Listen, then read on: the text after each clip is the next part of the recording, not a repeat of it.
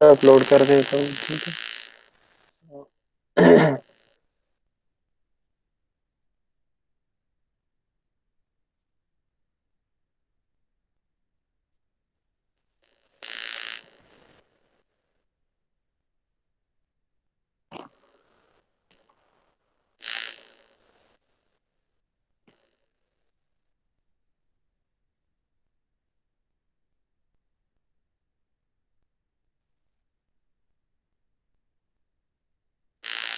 ये सिस्टम इतना स्लो हो जाता है इसके साथ।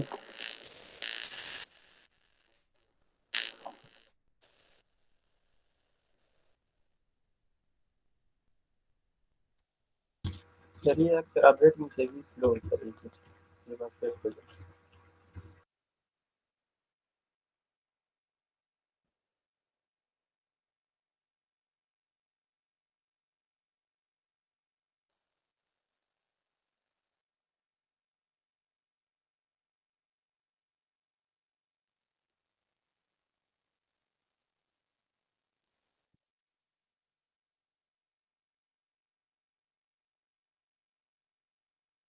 ये आप कुछ कह रहे थे?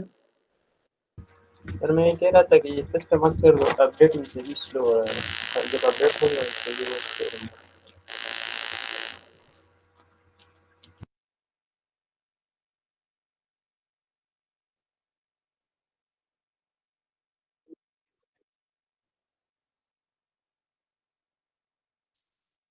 हाँ, ये इसकी वजह से स्लो हो जाता है, इसकी वजह से स्लो हो जाता है।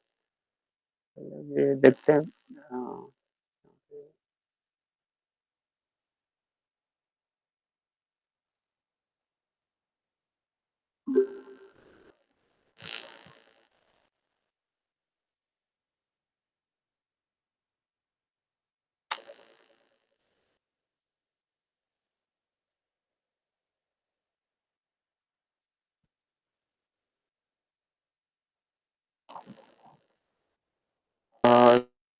तो हम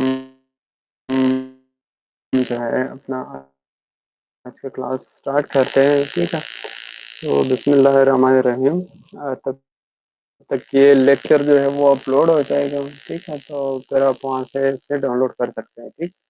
तो ये लेक्चर जो है बाद में इसमें कुछ भी जो आज की क्लास में जितना हो सकेगा तो वो हम करेंगे, बाद में हो सकता है थोड़ा बहुत चेंज हो जाए तो फिर मैं उसको अपडेट करूँगा साथ साथ, ठीक है। क्या बिस्मिल्लाहिर्रहमानिर्रहीम। अगर आपको आवाज़ ठीक से आ रही है, कोई इशू नहीं है तो shall I start? Yes sir, सही आ रही है आवाज़। जी। Okay, good. Okay, so we will be continuing our MATLAB course. Okay, this is the 8th class. So before this lecture, we have studied some functions, some of the basic function and basic introduction of the MATLAB. In our last class, we studied about the script file, that how to create the script file, what is the type of that file, that is M file basically. We have solved some examples for the script files. Okay, आपको जो है वो याद होगा कि हमने किस तरह उसके ऊपर एग्जांपल किया, हमने उसके किस तरह प्रोग्रामिंग जो उसके लिए हम स्टेटमेंट्स लिखते हैं वो किस तरह लिखते हैं, और उसके जो स्टेप्स होते हैं या जो उसके मेन बॉडी होती है उसको किस तरह लिखते हैं, वो सारा कुछ जो है हमने पहले जो इससे पिछले क्लास था हमने उसमें पढ़ा है, ठीक है। फिर उसको रन कैसे करते हैं। तो आज जो है उससे थोड़ा डिफरेंट चीज़ है यहाँ पे, बिल्कुल मिलता जुलता है लेकिन इसका जो फंक्शन है वो थोड़ा डिफरेंट है उससे, ठीक है। तो अब जो आज का हमारा टॉपिक है वो मैटलैब फंक्शंस है, ठीक है। तो मैटलैब फंक्शन क्या चीज़ है? MATLAB function is a special type of M file that run in its own independent work space. Okay. तो जिस तरह हमारे पास स्क्रिप्ट फाइल में जितने भी हमारे पास वेरिएबल्स होते थे वो हमारे पास जो मैटलैब का वर्क स्पेस है वहाँ पे आ जाते थे। For example, if we assign a value to any variable, for example x is equal to 2 and y is equal to 3, so both that variable will be appeared in the workspace, okay, MATLAB workspace. तो unlike that script files, जहाँ पे हमारे पास variable जो है automatically record होते थे work space में, ठीक है, जो मैटलैब का वर्क स्पेस है। तो उसके बरकस यहाँ पे हमारे पास जो वेरिएबल्स की वैल्यूज होती है वो मैटलैब के वर्क स्पेस में रिकॉर्ड नहीं होती, बल्कि जो फंक्शन होता है उसके अपने मेमोरी में रिकॉर्ड होती है। ये मैं फिर आपको बाद में शो कर लूंगा, ठीक है, जब हम इस पर प्रैक्टिस करेंगे और वहाँ पे कोई फंक्शन लिखेंगे तो फिर मैं आपको वहाँ पे दिखा दूंगा कि किस तरह जो है स्क्रिप्ट फाइल में हमारे पास वेरिएबल की वैल्यूज वर्क स्पेस में शो होती है या वर्क स्पेस में स्टोर हो जाती है, और किस तरह फंक्शन में वहाँ पे स्टोर नहीं होती, ठीक। तो ये चीज़ जो है आपको बाद में समझ आएगी, ठीक है। फिलहाल आप ये जहन में बिठा दें कि जो हमारे पास स्क्रिप्ट फाइल्स होती है उसमें जो हमारे पास वेरिएबल की वैल्यूज होती है वो हमारे पास नेटलैब के वर्क स्पेस में स्टोर होगी, और इसमें हमारे पास स्टोर नहीं होगी। सिर्फ हमारे पास जो लास्ट आंसर होगा या जो हमारे पास आउटपुट वेरिएबल्स होगा सिर्फ और सिर्फ उसकी वैल्यू जो है हमारे पास वर्क स्पेस में स्टोर होगी, ठीक है। जो बाकी वेरिएबल की वैल्यूज है वो वर्क स्पेस में नहीं होगी। It receives input data through an input argument list and returns result to the caller through an output argument list. Okay, तो बेसिकली फंक्शन में हमारे पास दो चीजें होती है। ये आप लोग देख लेंगे जब हम फंक्शन बनाएंगे। एक हमारे पास आउटपुट आर्गुमेंट होता है, एक हमारे पास इनपुट आर्गुमेंट होता है, ठीक है। तो जो हमारा आउटपुट होगा कोई भी चीज है, for example y is equal to A X plus B, ठीक है, तो y हमारे पास जो है वो आउटपुट है, ठीक है। और ये जो ए एक्स जो है प्लस बी, ए और बी कांस्टेंट है, और एक्स जो है हमारे पास क्या है, वो हमारे पास एक इनपुट है, ठीक है। तो ये जो जितना आपके पास कोई भी अगर आपके पास फंक्शन है उसमें जो इनपुट वैल्यूज है वो आपके पास इनपुट आर्गुमेंट में आएंगे, ठीक है। और जो आपके पास आउटपुट होगा वो आउटपुट आर्गुमेंट में। फिर इसके बनाने का भी अपना तरीका है, ठीक है, वो आप लोग सीखेंगे आगे स्लाइड्स में, ठीक है। अच्छा, अब इसके कुछ टाइप्स हैं, specific type of function, okay. कुछ हमारे पास जो है बिल्ट इन फंक्शंस हैं जो कि मैटलैब में पहले से मौजूद है, ठीक है, उसको हम बिल्ट इन फंक्शंस कहते हैं। फिर हमारे पास यूजर डिफाइंड फंक्शंस हैं। ये आप लोग जो है पहले जो हमारे पहले लेक्चर थे, ठीक है, स्क्रिप्ट फाइल में भी हमने पढ़ा था कि हम इसको जो पहला कमेंट सेक्शन है, ठीक है, जब स्क्रिप्ट फाइल लिखते हैं तो उसमें जितने भी हमारे पास यूजर डिफाइंड फंक्शंस होंगे हम उसको मेंशन करेंगे, ठीक है। तो ये वही यूजर डिफाइंड फंक्शंस है, यानी जो फंक्शंस हम खुद बनाते हैं, हम खुद क्रिएट करते हैं अपने आप से, ठीक है। तो all that functions will be termed as user defined function. Then we have functions. Okay, this is another type of function, okay.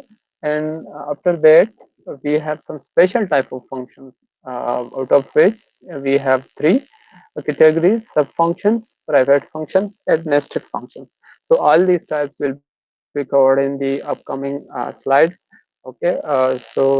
Till this point you must know the basic classification or types of functions which are listed over here, okay.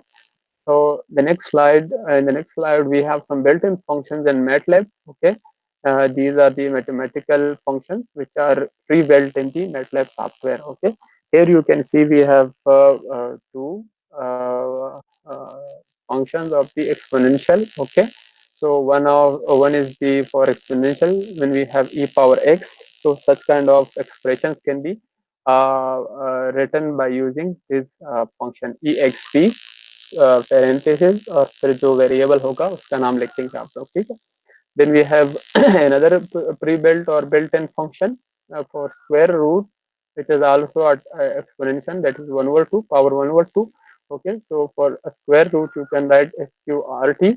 It is a pre-built function. Okay, तो इसको जो है आप square root के लिए use कर सकते हैं। Then we have logarithmic function. If you have natural logarithm you will simply use this syntax, okay, log of x, okay. And if you have common logarithm, that is common logarithm of the base 10, okay, so you have the syntax, you can use this syntax for any log value, okay. So there is a difference between natural log and the common log, okay, common log to the base 10. So whenever you will put this syntax, it will turn the value for the natural log, and when you will use log 10 of x, So it will simply means that you are using logarithm of the base 10. Okay. So you must remember these two classification of the logarithm. Okay. Similarly, we have some function for complex numbers as well. Okay, if you want to calculate the absolute value of x, so you have a pre-built function abs parenthesis and x. Okay, so this way you can calculate absolute value of x.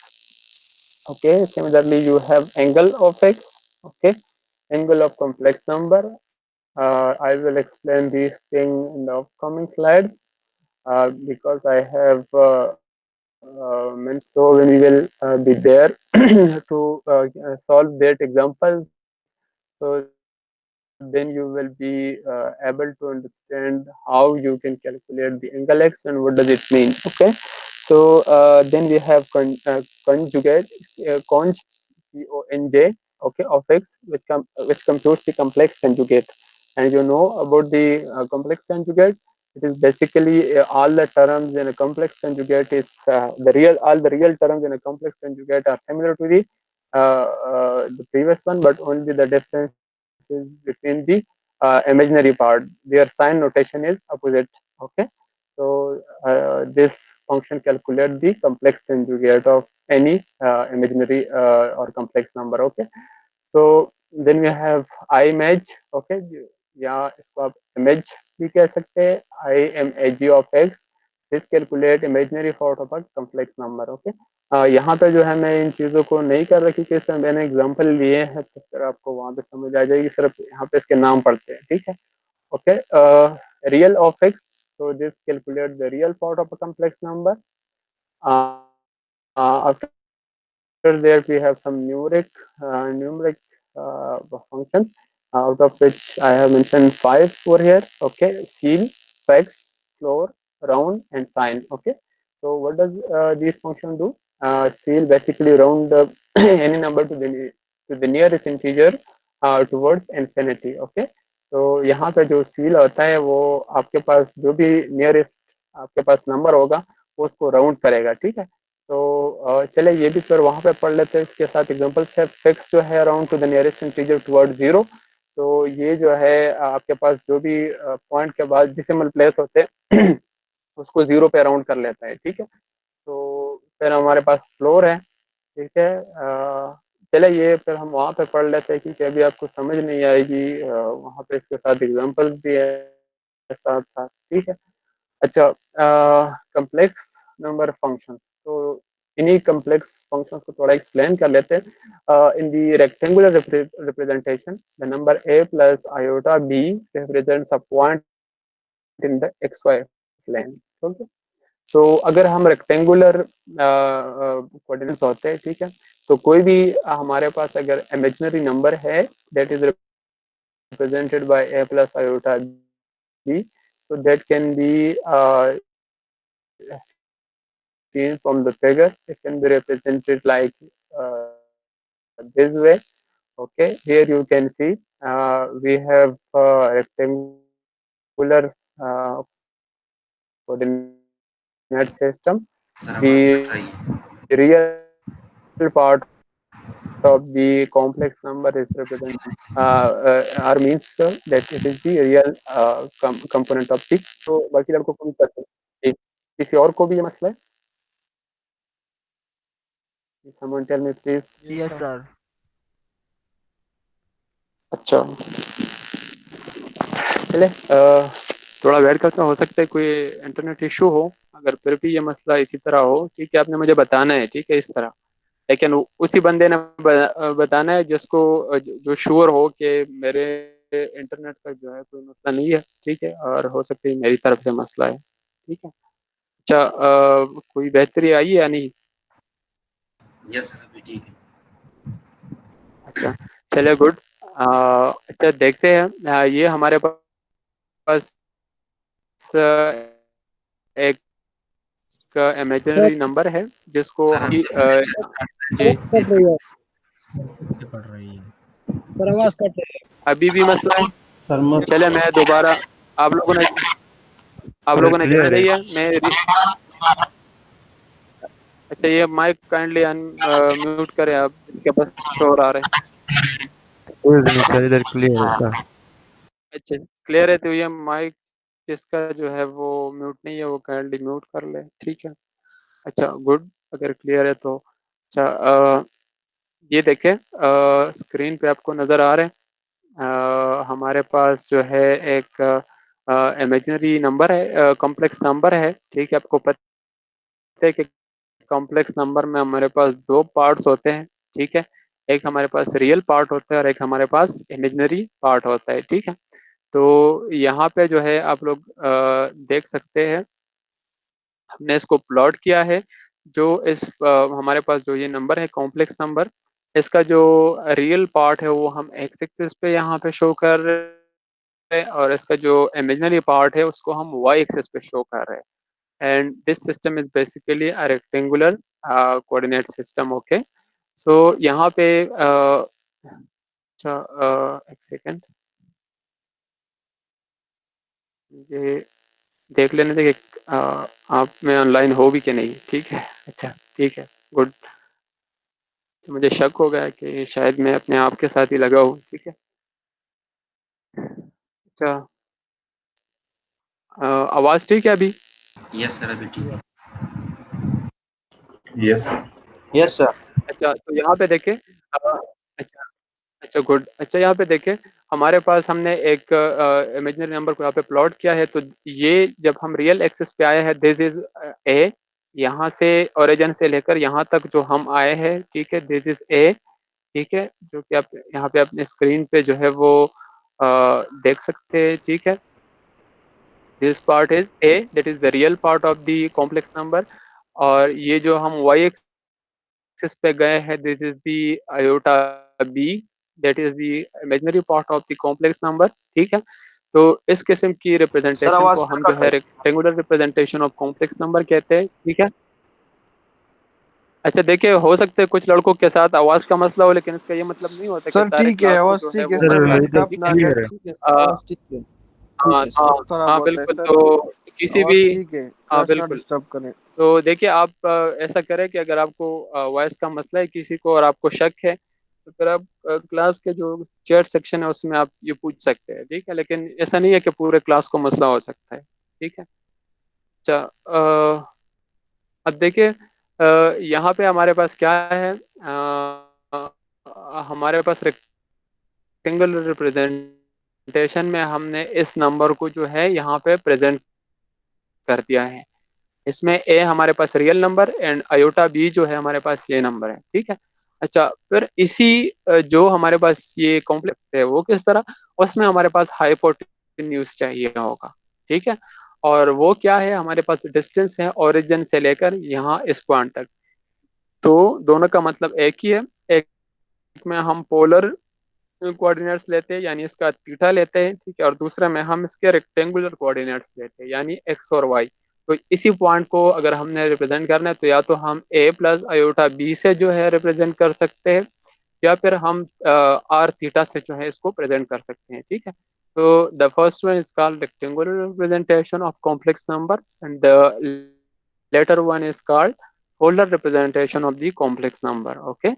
So here you can see the polar representation uses the distance r of the point from the origin. This is the distance r from the origin, okay. And this is the point AB, okay, which is the length of the hypotenuse. It is basically the hypotenuse you can see over here. And the angle theta, the hypotenuse makes with the positive real axis, okay. So this is our positive real axis, this is our negative real axis, positive imaginary axis, okay. And here we have the negative iota or negative imaginary axis, okay. So यहाँ पे जो हमारे पास theta है positive real, तो हम किसी भी point को जो, हमारे पास रिक्वायर्ड हो, जो कॉम्प्लेक्स कॉम्प्लेक्स नंबर हो, उसको हम दो तरीकों से जो है प्रेजेंट कर सकते हैं। एक हमारे पास रेक्टेंगुलर रिप्रेजेंटेशन जो कि एक्स के, और दूसरा अच्छा, अब देखिए next in MATLAB absolute x calculate the magnitude m. Okay. Similarly angle x calculate the theta of the complex number. तो ये मैं आपको यहाँ पे समझाना चाह रहा था कि ये जो हमारे पास एंगल होता है, फॉर एग्जांपल हमारे पास एक कॉम्प्लेक्स नंबर है a प्लस आयोटा b, ठीक है।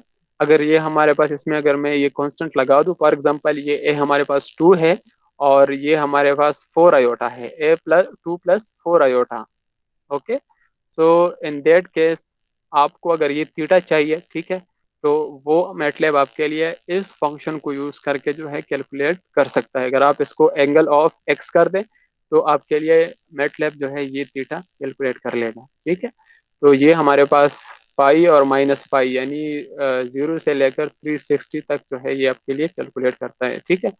अच्छा, एब्सोल्यूट वैल्यू आप लोग जानते हैं, अगर आपके पास कोई नेगेटिव वैल्यू है, ठीक है, तो वो फिर जो है आप कैलकुलेट कर सकते हैं, ठीक है। इमेजिनरी जो हमारे पास नंबर होते हैं उसमें एब्सोल्यूट थोड़ा डिफरेंट होता है, उसमें हम इसके जो कांस्टेंट्स होते हैं, ठीक है, उसका स्क्वायर रूट लेते हैं, ठीक है। तो वो मैं फिर आपको दिखा दूंगा वो किस तरह होता है, ठीक है, जब हम इसको मैटलैब में करेंगे। अच्छा, the function real x return the real part, the function image of x returns the imaginary part of x, and the function conjugate of x computes the complex conjugate. Okay, so for example यहाँ पे अगर आप आ जाए, अभी हम इसको practice करते हैं। अभी जो है हम यहाँ पे इसको प्रैक्टिस कर रहे हैं कि किस तरह जो है ये सारे फंक्शन हमारे पास काम करते हैं। ये प्री बिल्ट यानी पहले से बनाए हुए जो है मैटलैब में फंक्शंस है, इसको हमने नहीं बनाया है, ठीक है। यूजर डिफाइंड फंक्शन की तरफ अभी हम नहीं आए हैं, ठीक है। तो तो चले मैं अभी मैटलैब पे इसको मिनिमाइज करके मैटलैब पे चला जाता हूँ, ठीक है। तो हमारे पास जो है एक ये है, मैं वहाँ पे कोई भी ले सकता हूँ, ठीक है। अगर मैं यहाँ पे आ जाऊँ, यहाँ पे मैंने पहले से कुछ काम किया हुआ है प्रैक्टिस के तौर पे, तो मैं क्लियर कर लेता हूँ CLC। ओके, और इसको भी फिलहाल मैं ख़त्म ही कर देता हूँ, ठीक है। अच्छा, अच्छा, अब यहाँ पे आते हैं। अच्छा, यहाँ पे कैसे हमने जो है बात करनी थी इमेजिनरी नंबर की, कम्प्लेक्स नंबर की। ओके, सो कोई भी अगर हमारे पास नंबर है 3 प्लस 4 आयोटा, ओके, ये हमारे पास एक वेरिएबल हो गया। y जो है हमारे पास 5 plus 5 iota for example. Okay, ये हमारे पास दूसरा हो गया, ठीक है। अभी फॉर एग्जांपल आपने इसका एंगल मालूम करना है कि इसका थीटा कितना बन रहा है, ठीक है, तो ये रेडियंस में होगा, याद रखिए ये वैल्यू रेडियंस में होगी, ठीक है। अच्छा, तो ये आप एक्स में अगर आप कर ले, ठीक है, तो ये देखिए इसने एक्स का जो है वो थीटा कैलकुलेट कर लिया है, ठीक है। यानी इसका मतलब ये है कि अगर आपके पास ये जो मैंने पहला फंक्शन लिखा, ठीक है, चलो इसको शो होने दें। अच्छा, ये जो मैंने पहला फंक्शन लिखा यहाँ पे इसमें जो कि मैंने लिखा 3 प्लस 4 आयोटा एक्स के लिए, तो एक्स वेरिएबल था, तो इसका मतलब ये कि 3 आप यहाँ पे आ गए हैं और 4 आप यहाँ पे आ गए हैं, ठीक है। तो ये जो हमारे पास इसका हाइपोटेन्यूज बन रहा है, जो आर बन रहे हैं, इसका इस रियल एक्सिस के साथ कितना थीटा बन रहा है या एंगल बन रहा है, इसका भी कैलकुलेट कर सकते हैं, ठीक है। ये आप वाई के लिए कैलकुलेट कर सकते हैं, ठीक है। इसी तरह अगर आप जो है इमेजिनरी नंबर जो है उसका एब्सोल्यूट लेना चाहते हैं, तो वो हमारे पास क्या होता है, जितने में हमारे पास अगर आपको याद है, अगर हमारे पास कोई कॉम्प्लेक्स नंबर होते हैं तो उसका एब्सोल्यूट क्या होता है, इसका स्क्वायर प्लस इसका स्क्वायर, इसका जो है, ठीक है, और फिर इसके ऊपर हम स्क्वायर रूट लेते हैं। तो अगर हम इसको अभी फिलहाल जहन में कर दे, ठीक है, विदाउट कैलकुलेशन, ठीक है, तो क्या बनेगा यहाँ पे जी,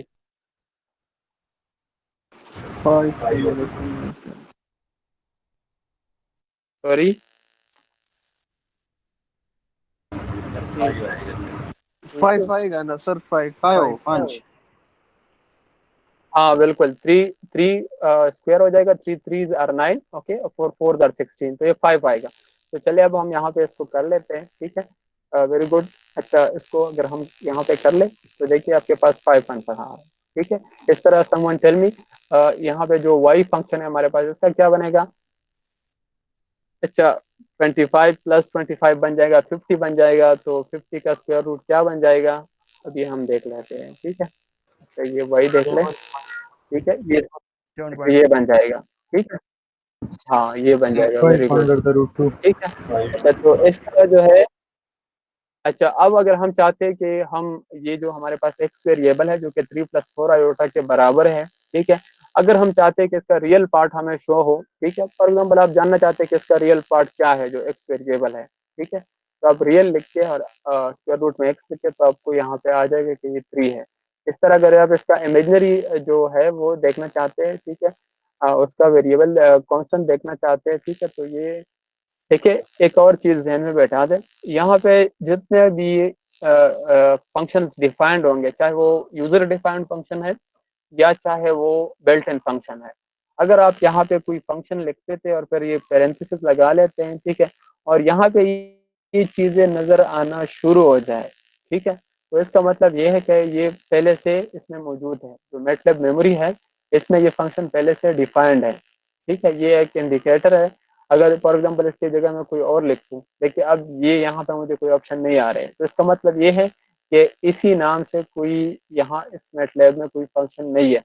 जब मैं इसके बाद जो है यूजर डिफाइंड फंक्शंस बनाऊंगा, तो फिर आप वहां पर भी देख लेंगे कि जो फंक्शंस मैंने बनाए हैं, जैसे ही मैं उसका यहाँ पे नाम लिखूंगा तो ये सारी चीजें उसके साथ आ जाएगी। ठीक है, ये हैंड्स जो है आपके पास आ जाएगी। ठीक है, अब यहाँ पे जैसे ही मैं इसको दोबारा लिख देता हूँ तो ये हैंड्स आ जाएगी नजर। ओके, तो अब इसमें फॉर एग्जांपल मैं इसको दोबारा एक्स ही दे दूँ। ठीक है, तो यहाँ पे आप देख सकते हैं कि ये 4 है, इमेजिनरी पार्ट पर जो है वो 4 आयोटा है। ठीक है, so this way you can understand and you can know that what is the real and imaginary part। एक हमारे पास एंगल था, रियल, इमेजिनरी और कॉन्जुगेट। ओके, एक और फंक्शन जो था जो कि कॉम्प्लेक्स कॉन्जुगेट मालूम करता है। ठीक है, तो जैसे ही मैं यहाँ पे इसको लिख देता हूँ तो देखिए यहाँ पे ये जो एक्स है, मैंने एक्स का कॉम्प्लेक्स कंजुगेट बनाया। ठीक है, तो कॉम्प्लेक्स कंजुगेट वो होता है जिसमें रियल पार्ट जो है बिल्कुल सेम टू सेम होता है, लेकिन उसका जो इमेजिनरी पार्ट होता है उसका साइन चेंज हो जाता है, अपोजिट साइन बन जाता है। तो जो ओरिजिनल मेरे पास कॉम्प्लेक्स नंबर था वो ये था, इसने इसका कॉन्जुगेट लिया जो कि अब इस प्लस की जगह माइनस बन गया है। ठीक है, तो ये हमारे पास कोई कॉम्प्लेक्स नंबर के फंक्शंस है जिसको हम यूज कर सकते हैं अपनी ज़रूरत के लिए। ठीक है, अच्छा, अब जो है प्रेजेंटेशन पे दोबारा आते हैं। आई होप कि यहाँ तक आपको कोई इशू नहीं होगा। तो सिंपल चीज़ें थी। ठीक है जी।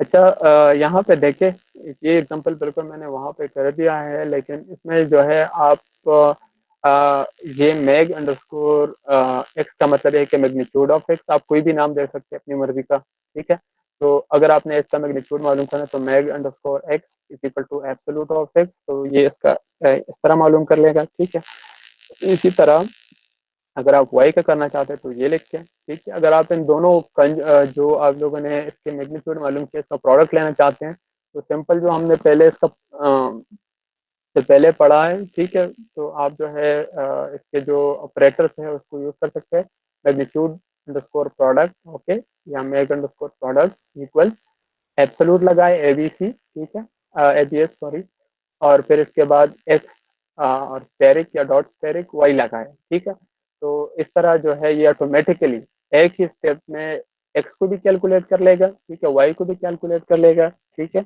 और इसको मल्टीप्लाई भी कर देगा, जो कि 5 × 10 = 15, सॉरी 50। ओके, तो ये आप प्रोडक्ट किस तरह ले सकते हैं।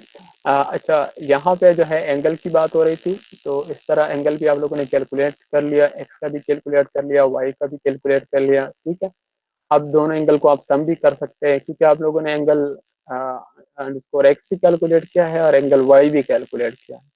तो जो हमने सिर्फ और सिर्फ समेशन या एडिशन का जो फंक्शन जो ऑपरेटर पढ़ा है वो लगाए आपस में, इस तरह आप जो है दो एंगल्स को जो है ऐड भी कर सकते हैं, इसका प्रोडक्ट भी ले सकते हैं, ठीक है। अच्छा, तो ये मैं नहीं करता क्योंकि सिंपल चीज़ें हैं, आप जो है खुद प्रैक्टिस कर लेंगे, ठीक है। अच्छा, ये वो न्यूमरिक फंक्शंस हैं जो कि उस वक्त मैं पढ़ रहा था, लेकिन मैं कह रहा था कि आपको समझ नहीं आएगी, ठीक है। तो वो मैं इसी जगह पे छोड़ रहा था। यहाँ पे देखे the round function rounds to the nearest integer, okay. यहाँ पे जो भी नियरेस्ट इंटीजर होगा, ठीक है, ये उस पे जो है इसको राउंड करेगा, ठीक है। यानी जो हम नॉर्मली जो राउंडिंग करते हैं, अगर 5 या 5 से लेस है, ठीक है, 5 से लेस है तो उसको हम 5 तक जो है वो राउंड करते हैं, ठीक है। अगर 5 से यानी जो इससे नीचे वाला होगा उस पर जो है वो ख़त्म कर लेते हैं। अगर 2.3 है तो इसको हम एलिमिनेट कर लेते हैं और 2 लिख लेते हैं। अगर ये 5 होता है तो फिर हम इसको 3 कंसिडर कर लेते हैं। यानी 5 और इससे अबव पे अगर है तो ये इसको यहाँ तक नियरेस्ट पे राउंड करेगा, लेकिन 5 से कम है तो फिर वो इसके नीचे जो है वो ख़त्म कर लेगा, यहाँ पे जो इंटीजर होगा उस पर राउंड करेगा, ठीक है। इसी तरह ये अगर आप देखें 2.6, ठीक है, तो ये जो है अगेन 5 से ज़्यादा है तो यहाँ पे जब इसको राउंड करेगा तो ये 3 पे जाएगा, ठीक है। और इसी तरह 3.9 जो है ये हमारे पास अगेन 5 से ज़्यादा है, पॉइंट डेसिमल के बाद जो हमारे पास डिजिट है, ठीक है, तो ये इसको 4 पे राउंड करेगा। तो ये जो हम नॉर्मली जो राउंडिंग करते हैं उसके लिए हमारे पास राउंड फंक्शन है, ठीक है। इस तरफ फिक्स फंक्शन जो है ये इन सारी चीज़ों को जो डॉट या डेसिमल के बाद जो हमारे पास चीज़ें हैं या जो डिजिट्स है, ठीक है, इसको ट्रंकेट कर लेते हैं, यानी इसको काट लेता है, ठीक है। तो the fix function truncates to the nearest integer toward zero, ये इसको जीरो कर देता है, ठीक है। जो भी हमारे पास यहाँ पे डिजिट्स होते हैं उसको खत्म कर लेता है, ट्रंकेट्स कर लेता है, ठीक है। यानी यहाँ पे देखिए 2.3, 2.6, 3.9, तो ये क्या रह जाएगा, 2, 2 और 3। ये डॉट के बाद या डेसिमल के बाद जितनी चीजें होगी वो इसको ट्रंकेट कर लेगा, काट लेगा, ठीक है, खत्म कर लेगा। तो ये हमारे पास फिक्स फंक्शन है, ठीक है। इसको चले यहाँ पे आप लोग को दिखा देते हैं। और अच्छा, फॉर एग्जांपल एक्स हमारे पास एक वेरिएबल है 2.3, ओके, 2.6। अच्छा, एक हम इसमें 5 में भी कर लेते हैं 2.5, ओके, और 2.9, ओके, या 3.9, जो जैसा हमारे पास वहाँ पे है, ठीक है। अच्छा, ये हमने एक वेरिएबल बना दिया, एक एरे है जिसमें हमारे पास ये एलिमेंट्स है। अब इसको मैं पहले राउंड कर लेता हूँ, ठीक है, राउंड ऑफ एक्स, ठीक है। देखिए इसमें जो है इसको नियरेस्ट, यानी अगर ये डेसिमल जो है के बाद जो डिजिट है 5 से कम है तो इसको एलिमिनेट कर दिया, नियरेस्ट इंटीजर जो 0 है उसकी तरफ जो है इसको 0 कर दिया, ठीक है। 2, यहाँ पे 3, अगेन यहाँ पे 3 क्योंकि 5 है, और यहाँ पे 4 क्योंकि 3.9 है, ठीक है। अच्छा, दूसरा हमारे पास था फिक्स, ठीक है। अच्छा, फिक्स हम एक्स की कर लेते हैं तो ये क्या बन जाएगा, देखिए इसने ये सारी चीजें एलिमिनेट कर दी है, ठीक है। ये देखिए 2, ये फिर 2, ठीक है, अगेन 2, और यहाँ पे 3। तो डेसिमल के बाद जितनी चीजें थी वो इसने यहाँ पे ट्रंकेट कर लिया है, ठीक है। अच्छा, फिर हमारे पास एक सील फंक्शन है, ठीक है, और एक हमारे पास जो दूसरा है वो फ्लोर फंक्शन है, ठीक है। अब सील क्या करेगा, ठीक है, which stand for ceiling rounds to nearest integer and towards infinity. अब चाहे डेसिमल के बाद जो है आपके पास 1 है, चाहे डेसिमल के बाद आपके पास 2 है, 3 है, 4 है, 5 है, 6, 7, 8, 9 जो भी है, ये जो है जो इसके सामने जो फाइनल आपके पास इंटीजर होगा या इंफिनिटी की तरफ, ठीक है, वो हो जाएगा। इसके लिए इंफिनिटी क्या होगा, इसके लिए इंफिनिटी 3 ही है, ठीक है।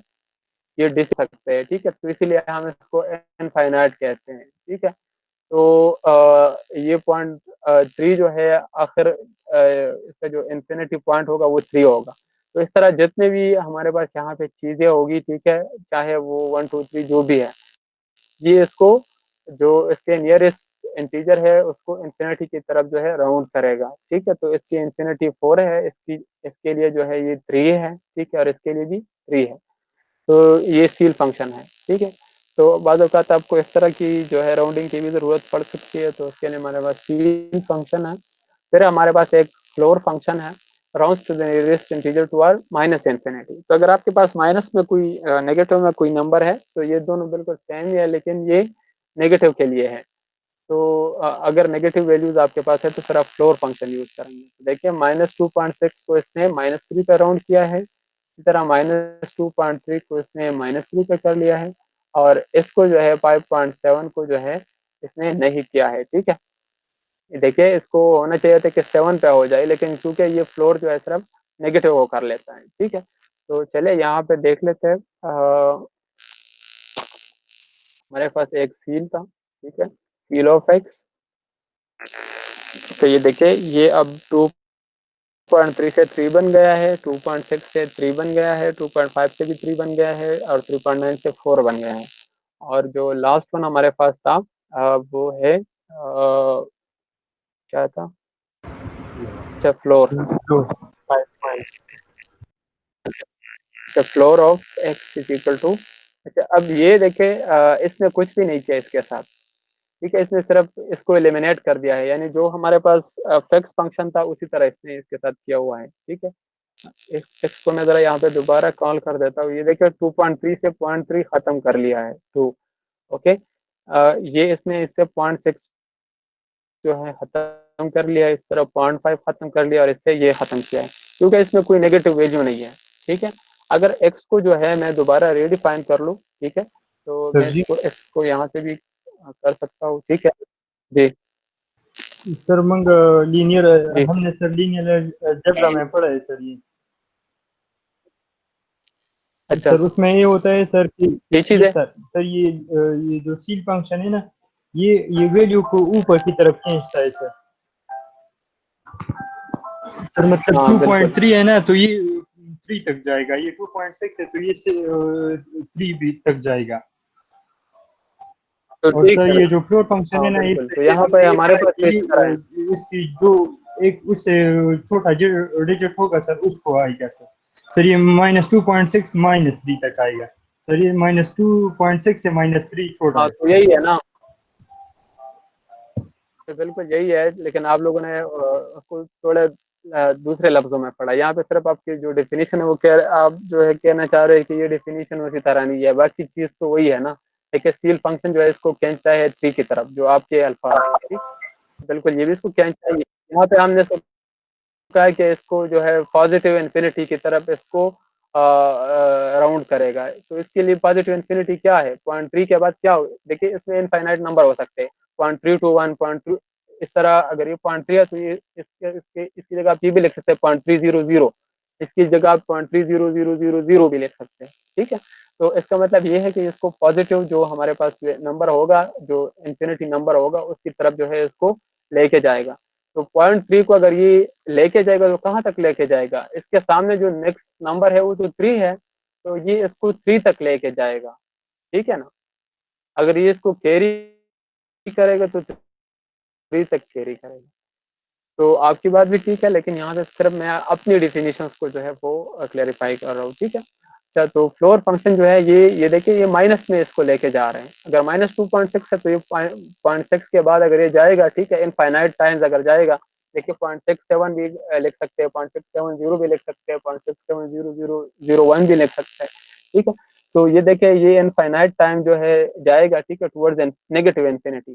तो नेगेटिव में इसके बाद जो नेक्स्ट नंबर है वो तो -3 का ही है, ठीक है? क्योंकि ये 0.6 जितना आगे जाएगा 0.7 तक जाएगा, फिर 0.8, फिर 0.9, ठीक है?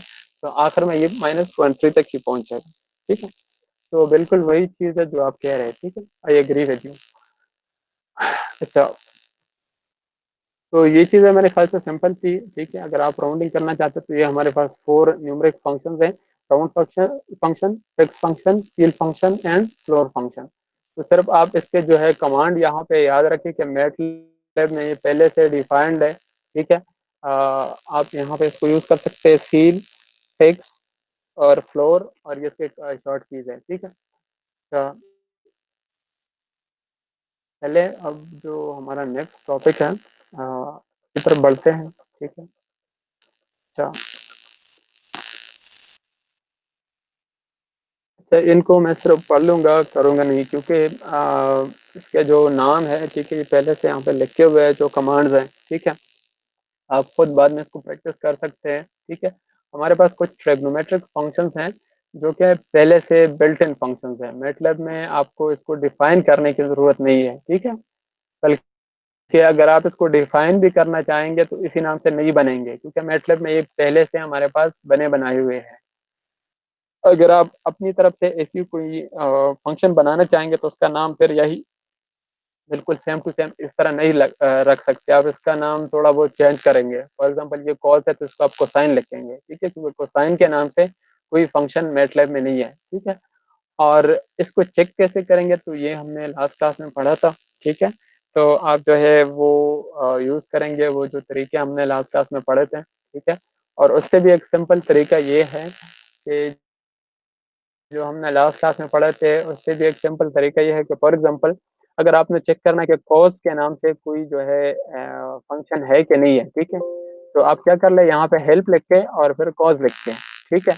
अगर यहाँ पे आपके पास नो रिजल्ट आया या कुछ भी नज़र नहीं आया तो इसका मतलब ये है कि यहाँ पे इसी नाम से कोई फंक्शन नहीं है, ठीक है। अगर हेल्प में आपके पास इंफॉर्मेशन आ गई है तो इसका मतलब ये है कि आपके पास इसी नाम से पहले से कोई फंक्शन मौजूद है, ठीक है। अगर मैं यहाँ पे लिखूँ हेल्प कोसाइन, ठीक है, अब देखें कोसाइन के हवाले से भी हमारे पास आ गई है, ठीक है। अगर मैं फॉर एग्जांपल कोई और लिख दूँ हेल्प कोस, कोस का भी है, ठीक है। पहले मैं ये लिख देता हूँ कोई भी नाम है, फॉर एग्जांपल देखें कोस टी टी के नॉट फाउंड, इसका मतलब ये है कि ये कोई फंक्शन नहीं है, आप इस नाम को यूज़ कर सकते हैं, ठीक है। तो ये आपके पास एक अल्टरनेट तरीका है, क्विक तरीका है। आप यहाँ से चेक कर सकते हैं कि कोई फंक्शन पहले से इसी नाम से मौजूद है कि नहीं है, ठीक है। अच्छा तो आ जाते हैं दोबारा यहाँ पे।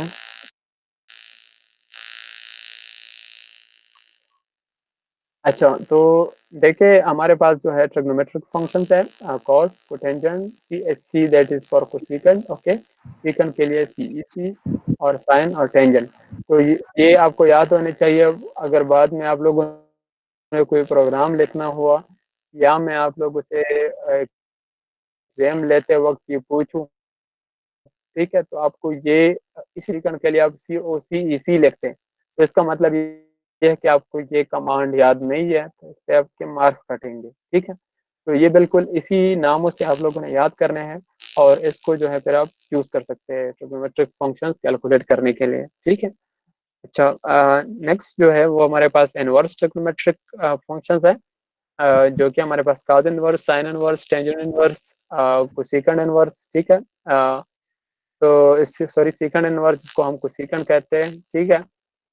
तो ये सारी चीज़ें जो है हमारे पास जितने भी इनवर्स ट्रिग्नोमेट्रिक फंक्शंस हैं वो आप यहाँ से जो है देख सकते हैं। आप इनके वीडियोस यहाँ से जो है ले सकते हैं। अगर आपको cos इनवर्स चाहिए तो आप लिखेंगे a cos ऑफ x, तो इसका मतलब ये होगा कि x चाहे जो भी वेरिएबल है ये उसका cos इनवर्स ले लेगा, ठीक है। For example x is equal to 39, okay, और यहाँ पे आप लोग लिखेंगे a cos ऑफ x, ठीक है। तो ये आपको जो है ये कैलकुलेट करेगा, ठीक है। a cos ऑफ x जो है वो आपके पास ये आ जाएगा। तो ये अभी आपको इमेजनरी नंबर में शो कर रहे हैं 0 0, क्योंकि हमने जो है पहले से इसमें x जो है उसको इमेजनरी जो है उसको फीड किया हुआ था, ठीक है। तो ये उसी के जो पुराने हमारे पास वो हमने फीड किए थे तो उसी में ले रहे हैं, ठीक है। तो अगर आप रियल ऑफ एक्स ले लें, ठीक है, ये आपके पास 39 आ जाएगा, ठीक है।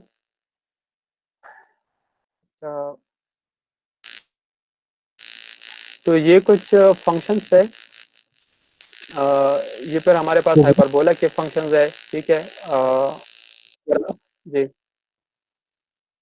सर ده تاسو دغه ورکړه دا شاز اف एक्स हम लेवल मक्की सर एक्स पहले डिफाइन हुआ था सर, जी और फिर हमने दूसरा एक्स लिया। हमने वो कहा था कि अगर जो भी वैल्यू हम बाद में देंगे वो वही वेरिएबल वही वैल्यू लेगा सर। हाँ तो बिल्कुल सर फिर वही तो लेगा। उसने वो जो लेटेस्ट हम देखो सर उसने वो पूरी वीडियो दिया है। इसमें इस तरह है। हाँ, ये इसमें इस तरह है कि आप जो चीज़ इसको डिफाइन कर लेते हैं, फॉर एग्जांपल आप इसकी जो, अगर आपको याद है हम इसको जो राउंड करते थे शॉर्ट और लॉन्ग, ठीक है, राउंड शॉर्ट और लॉन्ग जब हम इसको करते थे, तो उसके बाद जितने हम वैल्यूज जो है वो देते थे, तो वो उसी जो लास्ट हमने इसको जो सेटअप जो है उसको दिया होता था कि आप इसको 16 नंबर तक जो है राउंड करें या 4 नंबर तक, अगर आपको पहला लेक्चर याद है। तो उसके बाद भी जब हम जितनी कैलकुलेशन करते थे उसमें भी वो जो राउंडिंग होती थी 14 या सॉरी 16 या 4 तक होती थी। तो इसी तरह जो है मैटलैब में भी ये है कि लास्ट जो आप इसको सेटिंग दे देते हैं, ठीक है, तो ये फिर उसी में जो है कैलकुलेट करता है। ठीक, सर आप तो मेटलेब इसको वाला, फिर जो है, सर आप मेटलेब ओपन कर ले सर मेरे। हाँ ये देखिए आप यहाँ पे आ जाए वर्क स्पेस में, ठीक है। अब जो है एक्स की वैल्यू जो है हमारे पास क्या है, 39 है, ठीक है। वाई की भी आप जो है वो बता दें यहाँ पे इसको 12, ठीक है। अब इसको चले देख लेते हैं, ठीक है, हमने क्या किया, एक कॉज ऑफ,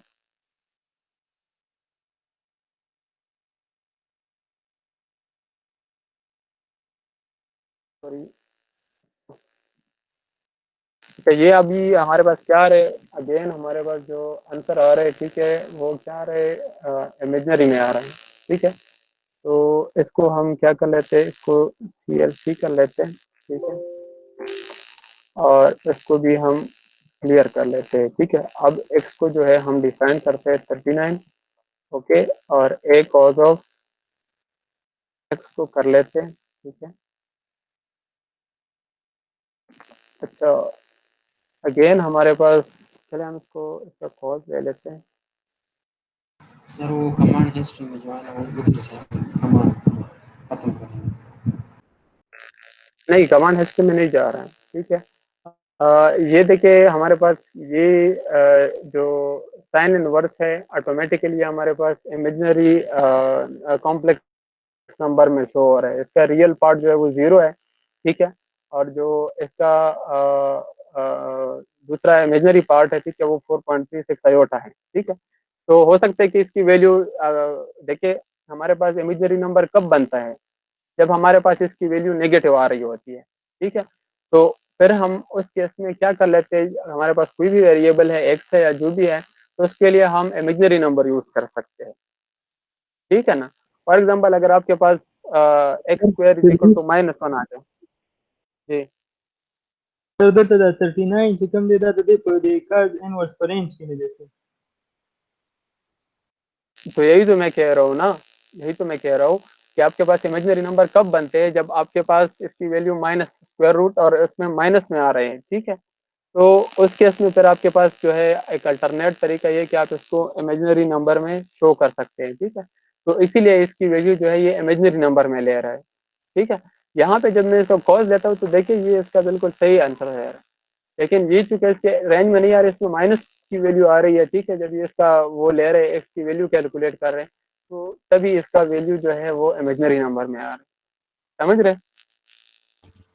सर इसका अरेंज सर वन एक कि और ये, -1 के सर एक एग्जांपल एक्स की वैल्यू जो है ना जीरो जीरो से कम 1 से कम लेना फिर क्या आता है सर दे। X is equal to -1, okay. तो ये देखिए अभी मेरे ख्याल से वही बनेगा, ठीक है, ए कॉज ऑफ एक्स। पहले से मौजूद देखिए ये अब सही आ रहे हैं, हाँ, देखिए अब ये सही आ रहे हैं। तो इमेजनरी का मतलब आप लोगों ने इससे कंफ्यूज नहीं होना है, ठीक है। ये इसका मतलब ये कि इसके रेंज में नहीं आ रहा और इसके जो नेगेटिव वैल्यू आ रहे हैं उसको इसने इमेजनरी नंबर में शो कर दिया है, ठीक है। अच्छा, तो इसी तरह हमारे पास जो है हाइपरबोलिक फंक्शंस है, यानी हाइपरबोला के जो फंक्शंस हैं, कॉस, कोटेंजेंट, कोसेकेंट, ठीक है, वो सारे जो है आप इसी सिंटैक्स को यूज कर सकते हैं, ठीक है, उसके लिए आप अप्लाई कर सकते हैं। इस तरह इनवर्स हाइपरबोलिक के लिए हमारे पास ये फंक्शंस हैं, ठीक है। तो ये सिर्फ आप लोगों ने याद रखने हैं, ठीक है। हम बाद में अगर हम इसमें न्यूमेरिकल एनालिसिस या इससे रिलेवेंट मैथ्स के कुछ प्रॉब्लम करेंगे, तो तब हमारे पास ये फंक्शन हमारे काम आएंगे, वहाँ पर हम इसको यूज करेंगे, उसके लिए अगर हमें कोई प्रोग्रामिंग दरकार हो, ठीक है। या बाद में फॉर एग्जाम्पल एग्जाम में कोई भी क्वेश्चन है ठीक है, जिसमें कोई इक्वेशन है और इसमें कॉस हाइपरबोला फॉर एग्जांपल ये इक्वेशन मैं आपको दे दूं एग्जाम में, और उसके लिए मैं आपको यहाँ पे ये ना लिख दूं cos h ऑफ x, ठीक है, मैं आपको सिर्फ लिख दूं कि हाइपरबोलिक ऑफ कोसाइन, ओके, और x या इस तरह कोई दे दूं, तो फिर आपको जो है जब इसके लिए प्रोग्राम लिखेंगे और उसको रन करेंगे, अगर आपको ये याद नहीं होंगे जो इसके जो कमांड्स हैं या जो इसके फंक्शंस हैं, तो फिर आप इसको कैसे कैलकुलेट करेंगे, ठीक है, तो ये सारे आपको याद होने चाहिए, ठीक है। अच्छा, अभी आते हैं जो ये तो हमारे पास प्री डिफाइंड फंक्शन थे या जो हमारे पास बिल्ट इन फंक्शन थे वो थे, ठीक है। जो नेक्स्ट है हमारे पास वो है यूजर डिफाइंड फंक्शन, यानी जो यूजर खुद से डिफाइन करते हैं, ठीक है, वो function. So let's read it out. All the variables in a function files are local variables, which means their values are available only within the function. Okay? ये बिल्कुल सिंपल ही बात है जो मैंने पहले सबसे पहले स्लाइड में जो वजाहत दी थी फंक्शंस के बारे में, कि जो स्क्रिप्ट फाइल्स हमारे पास होती है, ठीक है, या यहाँ पे जो भी हम प्रोग्रामिंग करते हैं y = 23, ओके, तो देखिए ये सारी वेरिएबल जो हम डिफाइन करते हैं वो हमारे पास वर्क स्पेस में आ जाती है, ठीक है, तो हमारे पास वर्क स्पेस होता है, ठीक है। आप काइंडली एक कमेंट वेट कर ले, मैं एक दूसरी हैंड फ्री है इसको कहता हूँ कि वो भाई को कहता हूँ कि वो लेके आई, वो इससे बेहतर है, ठीक है, तो एक एक सेकंड मुझे सिर्फ दे दे, ठीक है।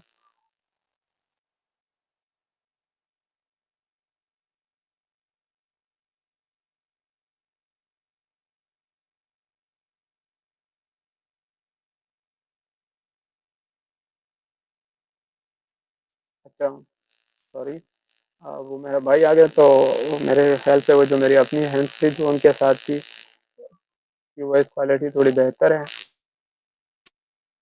अच्छा, कहाँ तक गए थे? अच्छा, यहाँ तक।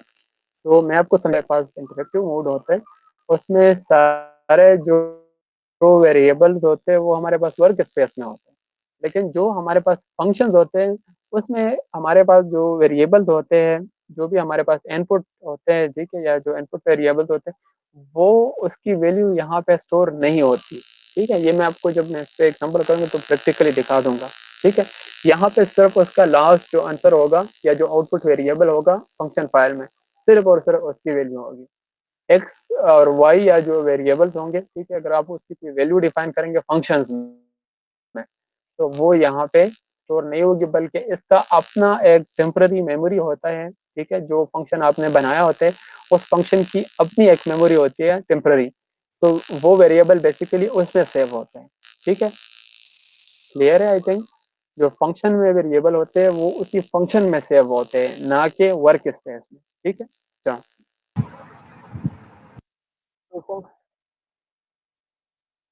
so function files are useful when you need to repeat a set of commands several times. Okay, तो ये हमारे पास तब यूजफुल होते हैं जब आप बहुत सारे कमांड्स को बार बार रिपीट करते हैं, ठीक है, आपको ज़रूरत पड़े, ठीक है, कि आपको बार बार इसकी लिखने की ज़रूरत पड़े, तो उस केस में इसको अवॉइड करने के लिए आप फंक्शन फाइल यूज़ करते हैं, ठीक है। मैं आपको फंक्शन फाइल और स्क्रिप्ट फाइल का डिफरेंस भी बताऊंगा, ठीक है, अभी नहीं, जब मैं इस पे एग्जांपल करूंगा तब आपको क्लियर होगा कि इसमें और उसमें क्या फ़र्क है।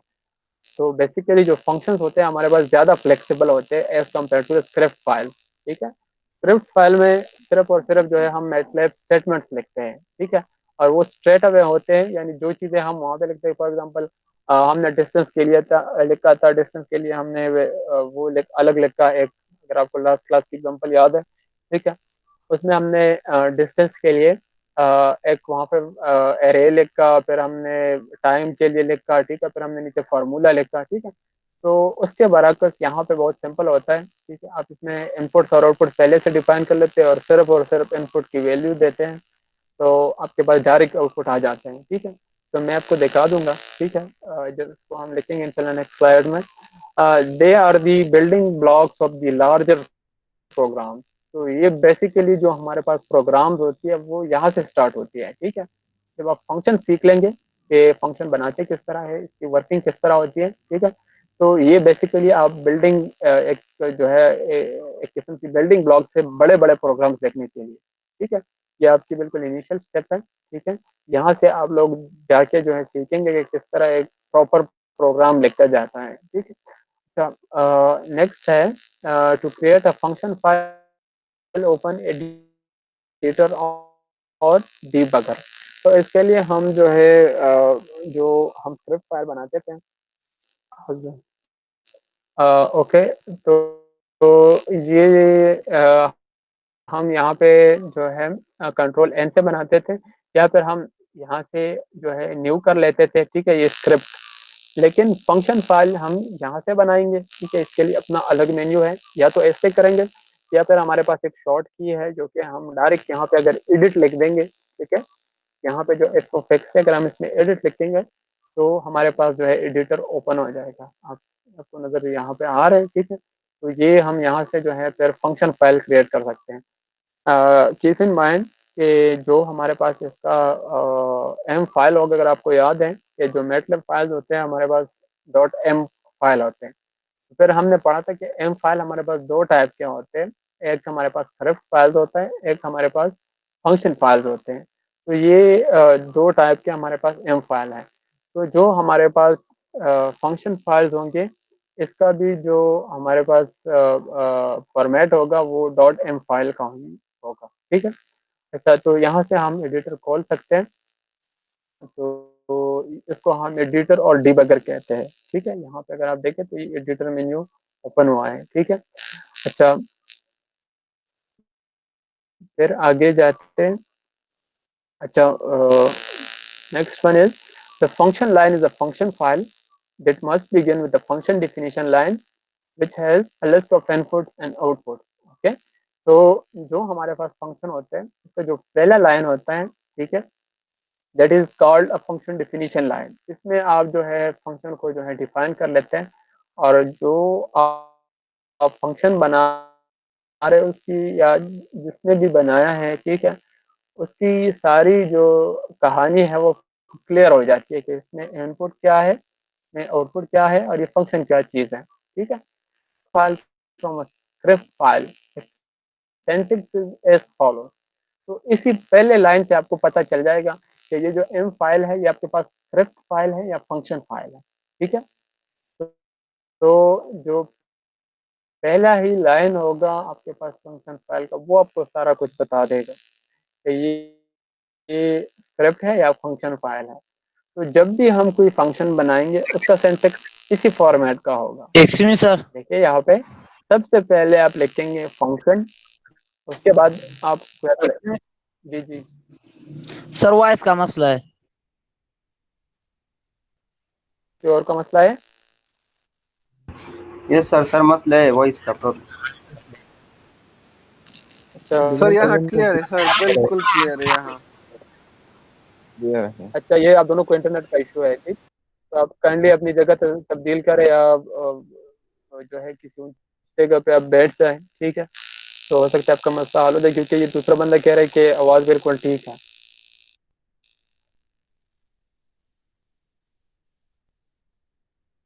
अच्छा, सही है, तो कंटिन्यू करूँ मैं। Yes sir. यस। ओके, अच्छा, तो मैं फंक्शन फाइल की बात कर रहा था कि फंक्शन फाइल जब भी होगा आपके पास, उसका जो सिंटैक्स होगा वो इसी तरह का होगा। देखिए, सबसे पहले उसमें फंक्शन लिखा होगा, ठीक है। उसके बाद इसमें स्क्वायर ब्रैकेट होंगे, ठीक है, और स्क्वायर ब्रैकेट के अंदर आपके पास आउटपुट वेरिएबल्स लिखे होंगे, ठीक है। अब ये मैं सिखा दूंगा कि ये क्या होते हैं आउटपुट वेरिएबल, फिलहाल आप सिर्फ इसको समझे। अच्छा, उसके बाद इक्वल का साइन होगा, और उस इक्वल के साइन के बाद उस फंक्शन का नाम होगा, चाहे वो कुछ भी है। फॉर एग्जांपल वेलोसिटी के लिए आप कर रहे हैं तो वेलोसिटी VAL, ठीक है, या जो भी आपका अपना पसंद का कोई नाम है, ठीक है। फॉर एग्जांपल आप सर्कल का कोई एरिया मालूम करना चाह रहे हैं तो आप इसका नाम यहाँ पे सर्कल लिखते हैं, क्योंकि आप सर्कल के लिए कोई फंक्शन लिख रहे हैं, ठीक है। तो ये जो है वो डिपेंड करता है आपके प्रोग्राम के नेचर पे कि आपका प्रोग्राम किस चीज के लिए बना है, ठीक है। उसके बाद इसमें वेरिएबल्स आप लोग लिखेंगे कि कौन से इसके इनपुट वेरिएबल्स होंगे। फॉर एग्जांपल अगर आप एरिया मालूम करना चाह रहे हैं तो एरिया का जो हमारे पास फार्मूला है A = πr², तो देखिए पाई तो हमारे पास कांस्टेंट है, ठीक है, और आर हमारे पास है वो एक वेरिएबल है। तो यहाँ पे इनपुट वेरिएबल्स की जगह आप सिर्फ और सिर्फ आर लिखेंगे, ठीक है।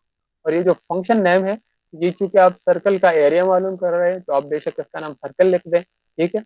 और यहाँ पे फंक्शन तो ये तो आप चेंज नहीं कर सकते, ये तो आप हर दफा जब भी कोई फंक्शन लिखेंगे तो ये कांस्टेंट होगा, फंक्शन लिखेंगे इसी तरह, ठीक है।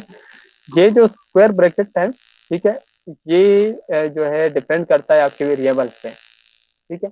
अगर आपके पास एक ही आउटपुट वेरिएबल है, फॉर एग्जांपल जैसा मैंने एरिया की एग्जांपल दे दी आपको, एरिया में सिर्फ एक ही वेरिएबल है जो कि ए है तो कोई दूसरा वेरिएबल नहीं है, ठीक है। तो यहाँ पे आप जो है फिर इन स्क्वायर ब्रैकेट को अवॉइड भी कर सकते हैं, यानी इस ये जो दो हमने स्क्वायर ब्रैकेट लगाए यहाँ पे, इसकी जगह सिर्फ और सिर्फ आप एरिया भी ले सकते हैं। लेकिन अगर एक से ज्यादा वेरिएबल है, फॉर एग्जांपल आपके पास कोई फंक्शन है जिसमें a is equal to pi r square है, ठीक है, और उसमें हमारे पास सरकमफेरेंस भी है, ठीक है, सर्कल का आप सरकमफेरेंस भी मालूम करना चाहते हैं, ठीक है। तो सरकमफेरेंस के लिए हमारे पास फॉर्मूला क्या है, 2 पाई आर, ठीक है। तो 2 पाई आर हमारे पास एक दूसरा आउटपुट है। तो जो अभी हम फंक्शन लिखेंगे एरिया के लिए और सरकमफेरेंस के लिए, तब इसमें हमारे पास दो आउटपुट वेरिएबल्स आ गए हैं, ठीक है। तो उस केस में फिर हम स्क्वायर ब्रैकेट लाजमी लिखेंगे। अगर हम इसको स्क्वायर ब्रैकेट में क्लोज नहीं करते तो ये फंक्शन हमारे पास फिर रन नहीं होगा, ठीक है।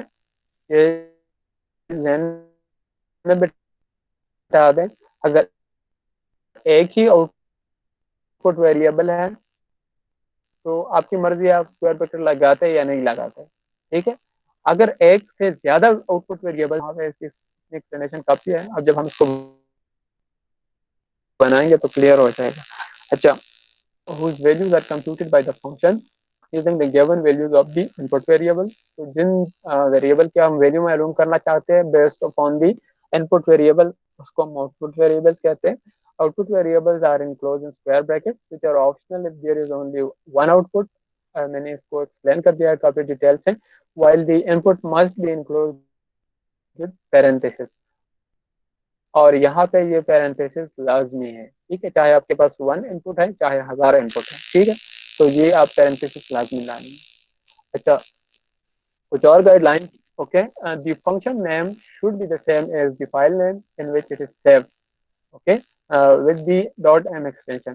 तो ये बात ध्यान में बिठा दें, ठीक है, कि जब भी आप कोई फंक्शन लिखेंगे, ठीक है, तो उस फंक्शन कि फाइल का नाम, ठीक है, और ये यहाँ पे जो आपने इसका नाम दिया है ये लाजमी तौर पे जो है सेम होने चाहिए। अगर सेम नहीं होंगे तो फिर आपके पास फंक्शन रन नहीं होगा।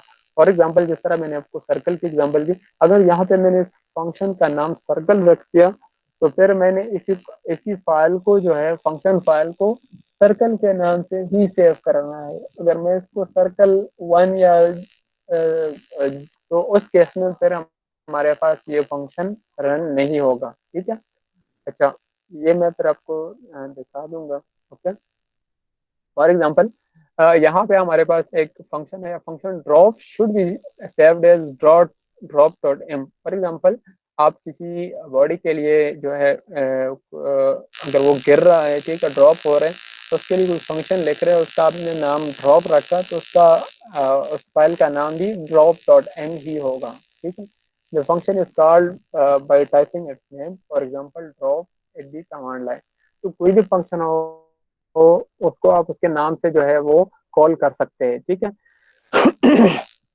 फॉर एग्जांपल अगर आपके पास साइन है तो साइन को आप साइन के नाम से ही कॉल कर लेते हैं, ठीक है। देखिए अभी साइन ऑफ एक्स आ गया है, इसका मतलब कोई फंक्शन पहले से मौजूद है। इसी तरह कुछ मैंने पहले फंक्शन बनाए हैं, ठीक है, ये ड्रॉप मैंने बनाया हुआ है यहाँ पर, ठीक है। तो अगर ड्रॉप फंक्शन को मैं कॉल करता हूँ, ठीक है, तो DROP, देखिए जैसे मैं ड्रॉप लिख देता हूँ तो देखिए can not display the function hand, ठीक है, इसको मैंने इसमें कुछ चेंज किया तो इस वजह से ये शो नहीं हो रहा। अब हम इसको जब स्टार्ट से बनाएंगे तो फिर आपको क्लियर हो जाएगा। अब इसमें एरर आ रहा है क्योंकि इसमें इसकी प्रोग्रामिंग मैंने चेंज कर दिया है और वो चेंज जो है यहाँ पे एक्सेप्ट नहीं है, ठीक है। तो फिर जब मैं इसको सही लिखूंगा तो फिर आपको समझ आएगी। अच्छा, ओके, तो the function called by the typing it's name, आप इसका नाम जो है वो वहाँ पे लिख के इसको कॉल कर सकते हैं, उस फंक्शन को लेके आ सकते हैं, ठीक है। अच्छा, देखिए यहाँ पे मैं आपको एक सिंपल फंक्शन बना के देता हूँ, ठीक है। यहाँ पे जिस तरह फंक्शन z है और z हमारे पास, अच्छा, यहाँ पे मैंने एडिटर खोला है। सबसे पहला काम आप लोगों ने एडिटर को लेके आना है, या फिर आप लोगों ने यहाँ से न्यू से आपने फंक्शन को क्लिक करना है, ठीक है। तो आपके पास एक नया फंक्शन खुल जाएगा, ठीक है। तो आप लोग फिर यहाँ पहले ही आएंगे, यहाँ पे आप लोग तब आएंगे जब आप इसको रन करेंगे, ठीक है। अच्छा, पहले आप इसके लिए प्रोग्राम लिखेंगे, ठीक है।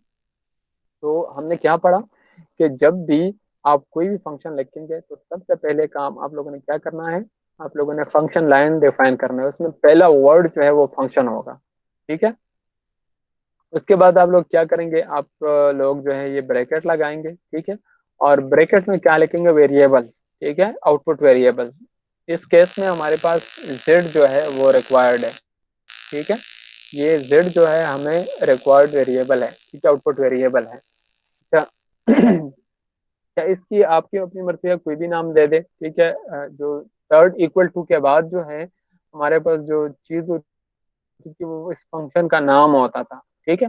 तो चले फॉर एग्जांपल मैं इसको फंक्शन फन वन लिख देता हूँ, ठीक है, फॉर एग्जांपल। अगर आप कंफर्म करना चाहते हैं कि फन वन के नाम से कोई पहले से मौजूद है कि नहीं है, ठीक है, तो ये आप लोग पहले चेक कर लेंगे, ठीक है, कि हेल्प और फन वन, ठीक है। अगर यहाँ पे नॉट फाउंड का ऑप्शन आ गया तो इसका मतलब ये है कि कोई फंक्शन नहीं है, ठीक है। Excuse me sir. तो देखिए हाँ जी, सर इस हेल्प के जरिए हम वेरिएबल मालूम कर सकते हैं कि इस कमांड विंडो में है। नहीं, वेरिएबल के लिए आप लोग जो हमने लास्ट क्लास में जो टिप्स पढ़े थे वो करेंगे, ठीक है। ये आपको सिर्फ फंक्शंस बताएंगे, ठीक है, क्योंकि वेरिएबल्स हमारे पास यहाँ पे स्टोर होता है, ठीक है। और हेल्प जो है हमारे पास फंक्शंस के लिए मौजूद होता है, जितने हमारे पास फंक्शंस होते हैं वो उसके लिए हेल्प हमारे पास यहाँ पे मौजूद होता है, ठीक है। तो अगर आप वेरिएबल्स जानना चाहेंगे तो फिर आप उसके लिए जो हमने लास्ट क्लास में चेक्स किए थे वो अप्लाई करें। अच्छा, इसको देखें, फंक्शन अंडरस्कोर जेड। अगर आप इसको फॉर एग्जांपल फन वन इसमें नहीं है, ठीक है, फन एम है लेकिन फन वन इसमें नहीं है, तो इसका मतलब यह है कि कोई फंक्शन फन वन के नाम से कोई फंक्शन नहीं है। अच्छा, अब इसको जो है आपने इसमें वेरिएबल डालना है कि इसमें आपने कौन से वेरिएबल। तो ये तो चूंकि एग्जांपल है और पहले से इसमें वेरिएबल डिफाइन है, तो मैं यहाँ पे आ जाता हूँ, इसी के मैं जो हाँ वेरिएबल्स है वो मैं यहाँ पे फीड कर लेता हूँ, ठीक है। सॉरी, ये सिस्टम जो है कुछ हैंग हो गया है, ठीक है, एक सेकेंड। अच्छा,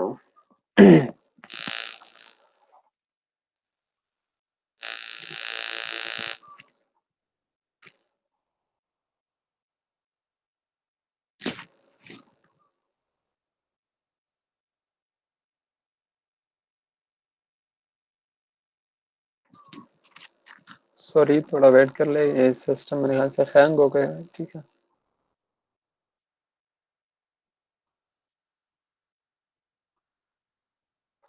अच्छा, अभी शो हो रहा है आपको?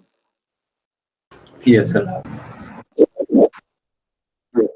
अच्छा, अच्छा, देखिए इसमें हमारे पास दो वेरिएबल्स है एक्स वाई, ठीक है। और फिर हमारे पास जो इसके जो फार्मूलाज है वो भी यहाँ पे है कि आप z को कैसे कैलकुलेट करेंगे और u को कैसे कैलकुलेट करेंगे। तो जो इसमें अगर आप देखें तो जो हमारे पास ये दो इक्वेशंस हैं, इसमें जो हमारे पास इनपुट वेरिएबल्स है वो सिर्फ दो ही है, ठीक है। अगर आपके पास x और y की वैल्यू मालूम है तो आप के पास u भी ऑटोमेटिकली कैलकुलेट हो जाएगा और z भी कैलकुलेट हो जाएगा, ठीक है। तो ये तो हमारे पास एक फंक्शन है, तो मैं यहाँ पे क्या कर लेता हूँ, जो मैटलैब है उसमें भी मैं वेरिएबल को यहाँ पे x और y ही लिख दे दूंगा, ठीक है। कॉमा से आप लोगों ने जितने भी वेरिएबल है, चाहे आपके पास 50 वेरिएबल है, चाहे 2 है, 10 है, 5 है, आप इसको कॉमा से यहाँ पे लिखेंगे। इस चीज को आप बेहतर समझ सकेंगे जब हम इंशाल्लाह आगे भी इस पे कुछ एग्जांपल करेंगे, ठीक है। ये वाला थोड़ा कॉम्प्लेक्स है जो पहला एग्जांपल है, तो आपको जो सर है आगे इस समझ आ जाएगी। एक्सक्यूज मी सर, इसमें जी सर जी आउटपुट जी। ये यू यू भी है ना सर, कि यू नहीं है आउटपुट? नहीं, यू हमारा आउटपुट नहीं है। अगर आप इस फॉर्मूले को देखें यहाँ पे, देखिए z equal u plus six y square. Okay, तो देखिए यू ऑटोमेटिकली इसमें इनकॉर्पोरेट हो जाता है, तो ये हमारा आउटपुट नहीं है। आउटपुट हमारे पास z है, हम z की वैल्यू निकालना चाहते हैं, ठीक है। लेकिन z के लिए u चाहिए और u के लिए ये चाहिए, ठीक है। तो ये सिर्फ इक्वेशन स्प्लिटेड फॉर्म में है, ठीक है। यानी इस z के लिए पहले u का कैलकुलेट होना जरूरी है और u के लिए वेरिएबल x है। सिमिलरली अगर आप z और को सर कैलकुलेट करना चाहते ठीक है हैं सर, और तो सर इसके लिए हमारे जी वो जो स्क्रिप्ट फाइल्स में सर फॉर एग्जांपल अगर इस एग्जांपल को z is equal to u plus six y square जो है ना सर, तो यू फिर हमारे साथ सर दूसरा जो है ना अच्छा वो जी आउटपुट है सर, तो स्क्रिप्ट फाइल्स में हम इसको यू को सर आउटपुट कंसीडर करते थे। अच्छा, मैं आपको देखिए जब मैं इसको करूंगा, ठीक है, मैं आपको समझा दूंगा कि इसमें और उसमें क्या फर्क है, ठीक है। ये फंक्शन फाइल जो होते हैं ये उससे आसान होते हैं और इससे ज्यादा फ्लेक्सिबल होते हैं। असल में स्क्रिप्ट फाइल जो है वो हमारे पास सिंपल चीजें हैं, ठीक है। अगर आपके पास कोई सिंपल चीज है और आप उसको सीधा सीधा करना चाहते हैं, आप उसके डिटेल में नहीं जाना चाहते, ठीक है, तो उसके लिए आप एक स्क्रिप्ट फाइल लिख देते हैं। बाकी चीज दोनों में सेम ही है, एक ही प्रॉब्लम को आप दोनों से कर सकते हैं। लेकिन अगर आप उसको वहां पे करेंगे तो पहले आप एक्स को डिफाइन करेंगे कि एक्स क्या चीज है, ठीक है।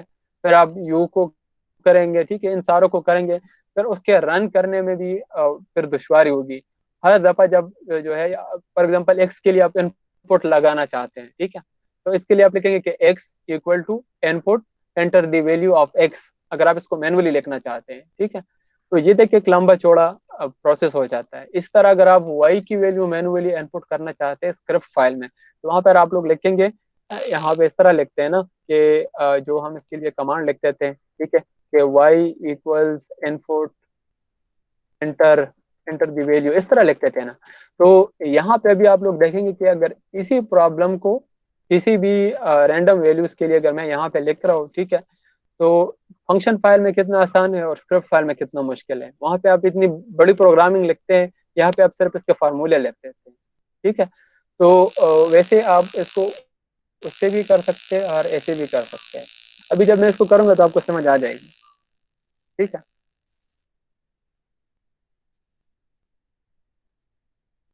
ओके,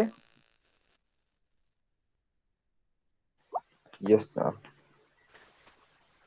पहले आप देख ले, फिलहाल मैं इसको, अच्छा मैं इसको कर दूं तो फिर आपको समझ आ जाएगी, ठीक है। अच्छा, इसमें यू किस चीज के बराबर है? अच्छा, आप इसको थ्री स्टेरिक भी कर सकते हैं, थ्री डॉट स्टेरिक भी कर सकते हैं, ठीक है। तो थ्री एक्स हो जाएगा। जेड हमारे पास क्या चीज है? Z is equal to u plus आगे क्या है, सिक्स वाई, सिक्स वाई, और फिर हमारे पास इसका स्क्वायर है, ठीक है, u plus six y square है। आई थिंक इसको मैंने ठीक ही लिखा है, ठीक है, सॉरी। अच्छा, अच्छा, ये हो गया है, बिल्कुल ठीक लिखा है, ठीक है। अच्छा, अभी हम इसको जो है वो और इसके बाद आप क्या करेंगे, एंड, ठीक है। तो ये देखिए हमारे पास ये जो हमारे पास जेड है, इसके लिए हमने कितना छोटा जो है वो यहाँ पे सिंटेक्स लिख के, ठीक है, और इससे हम इसकी वैल्यू जेड की वैल्यू कैलकुलेट कर सकते हैं। अगर हम इसके लिए स्क्रिप्ट फाइल लिखेंगे तो सबसे पहले हम जो है यू को डिफाइन करेंगे, फिर एक्स के लिए इनपुट लिखेंगे, फिर जेड को डिफाइन करेंगे, फिर उसके लिए इनपुट लिखेंगे, ठीक है। तो वो एक मुश्किल काम है, उसको हमने बिल्कुल आसानी के साथ सिर्फ उसके फार्मूले लिख के और यहाँ पे सिर्फ हमने क्या लिखा उसका जो आउटपुट था उसको लिखा, ठीक है, और यहाँ पे हमने इसको फन वन और ये लिखा, ठीक है। तो ये बहुत आसान है as compare to script file, ठीक है। और हमने पढ़ा कि ये हमारे पास प्रोग्रामिंग के, जी, ये आखिर में इन के सर ये जरूर लिखना होगा। एंड एंड का मतलब ये है कि ये फंक्शन यहाँ पे खत्म हो गया, ठीक है। ये इन इन एंड और फंक्शन के बीच में इसको कैलकुलेट करेगा, ठीक है। एंड आप लाजमी लिखेंगे, सही है। तो इस तरह आप इसको सेव करेंगे। जब तक आप इसको सेव नहीं करेंगे तो ये फिर आपके पास रन नहीं होगा। सर इस जी, प्रोग्राम का नाम fun one parenthesis x comma y. नहीं, इसका देखिए बाय डिफॉल्ट जब आप यहाँ पे इसका नाम लिखेंगे, देखिए जब हम इसका सिंटेक्स पढ़ रहे थे तो हमने कहा था कि सबसे पहला वर्ड जो है वो फंक्शन होगा, फिर स्क्वायर ब्रैकेट में इसके वेरिएबल, जो भी फार्मूला है आपके पास जो इसका आउटपुट वेरिएबल होगा वो आप लिखेंगे यहाँ पे। फिर उस फार्मूले में जितने इनपुट वेरिएबल है वो आप इसी तरह इक्वल के बाद आप उसका उस प्रोग्राम का नाम लिखेंगे और फिर पैरेंथेसिस में उसके इनपुट वेरिएबल लिखेंगे, चाहे वो जितने भी वेरिएबल हो। ठीक है, तो मैटलैब ऑटोमेटिकली जो चीज़ें आपने इनपुट वेरिएबल में डिफाइन की है, तो बाद में जो चीज़ें आप इनपुट करेंगे तो वो ऑटोमेटिकली वो इनपुट लेगा और इसको इसमें फीड करके आपको आंसर देगा। ठीक है, तो देखिए जब मैंने इसको कंट्रोल एस कर दिया, ठीक है, तो ऑटोमेटिकली इसका नाम fun1 आ गया। आपने इसको बिल्कुल भी चेंज नहीं करना है, जो जैसा है अगर आपने चेंज करना है तो फिर यहाँ से चेंज करना है। ये दोनों का जो है सेम होना जरूरी है, otherwise this function will not work. Okay, अच्छा इसको आप सेव कर ले। कोई भी जो आपके पास डायरेक्टरी है, मैंने इसको फंक्शन प्रैक्टिस के डायरेक्टरी में पहले से बनाई हुई है। ठीक है, तो आप इसको यहाँ पे सेव कर ले fun1। अब देखिए ये हमारे पास चेंज हो जाएगा, यहाँ पे आ जाएगा fun1। ओके, तो ये भी आप लोगों ने मेक श्योर करना है, अगर ये फोल्डर में यहाँ पे ओपन नहीं है, ठीक है, यानी ये डायरेक्टरी वो डायरेक्टरी नहीं है जहाँ पे हमने इस फंक्शन को सेव किया है, तो भी फंक्शन रन नहीं होगा।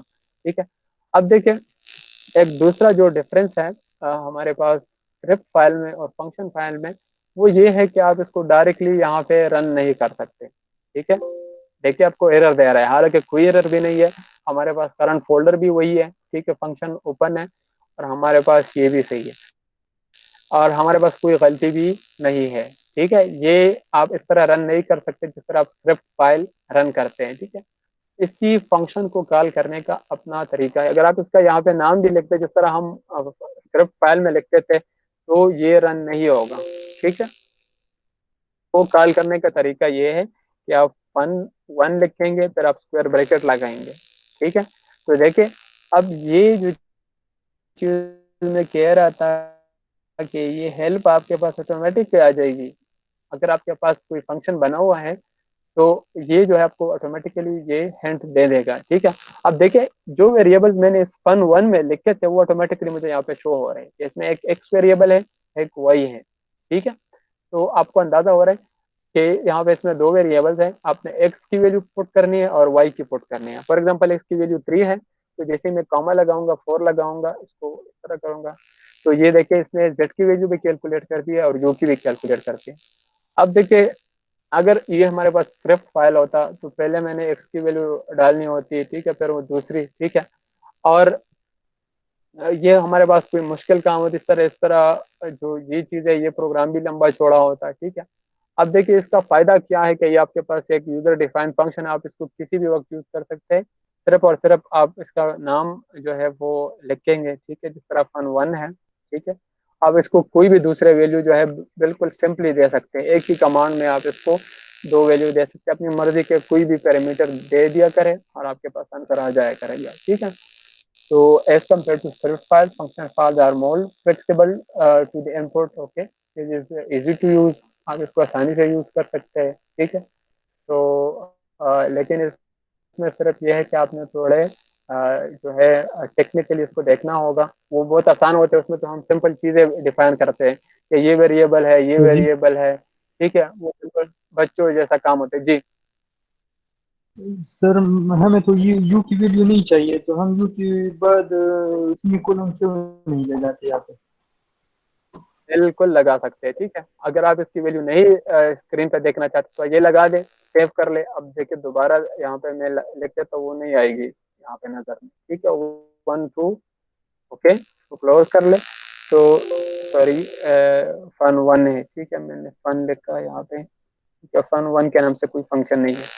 जब देखिए यहाँ पे कोई आपके पास यू की वैल्यू नजर नहीं आ रही। ठीक है, ये हमारे पास एंड आंसर है, जो फाइनल आंसर है। ठीक है, अच्छा, तो इसी तरह जो है आप कोई भी चीज़ अगर आप इसको नहीं देखना चाहते हैं वहाँ पे, तो आप इसको आप वो कर सकते हैं, देखें। ठीक है, अच्छा, अब एक और चीज़ है जो मैं आपको स्टार्ट में समझा रहा था कि अगर हम वर्क स्पेस पे चले जाए, ठीक है, तो यहाँ पे हमारे पास जो हमने एक्स और वाई की वैल्यू डिफाइन की थी, ठीक है, वो हमारे पास वर्क स्पेस में नहीं है।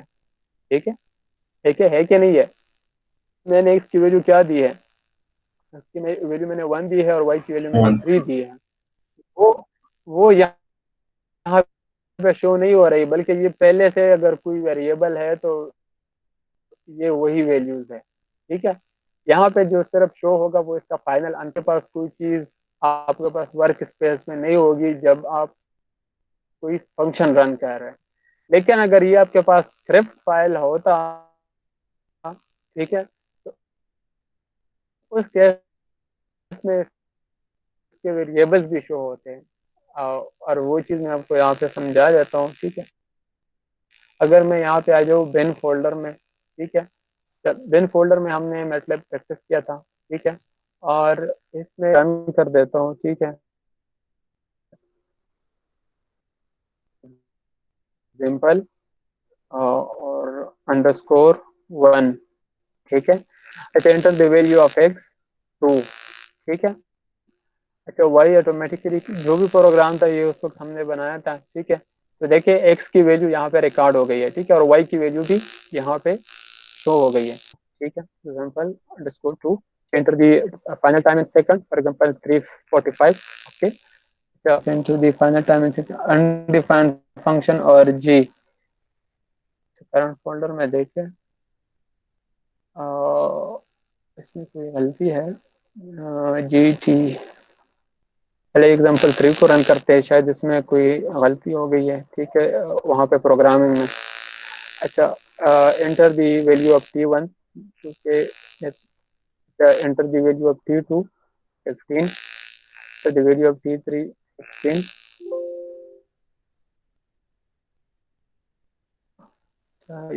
ये सरों में कुछ गलती हो गई है। अच्छा,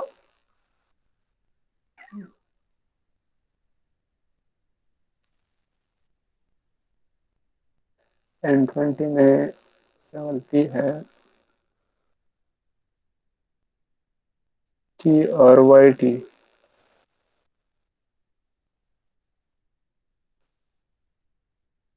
इसको मैं खत्म ही कर देता हूँ। ठीक है, इसको दोबारा रन कर देते हैं।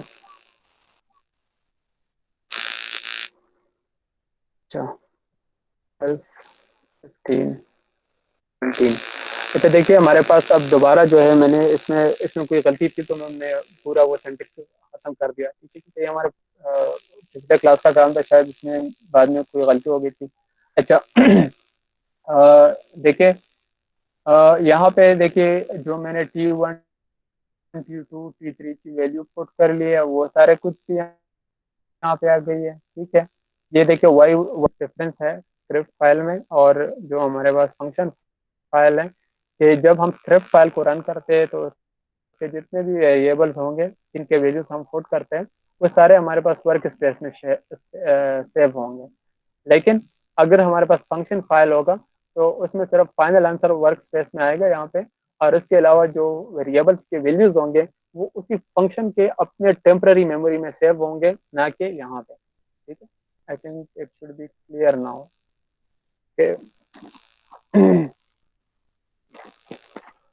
अच्छा, एक और चीज।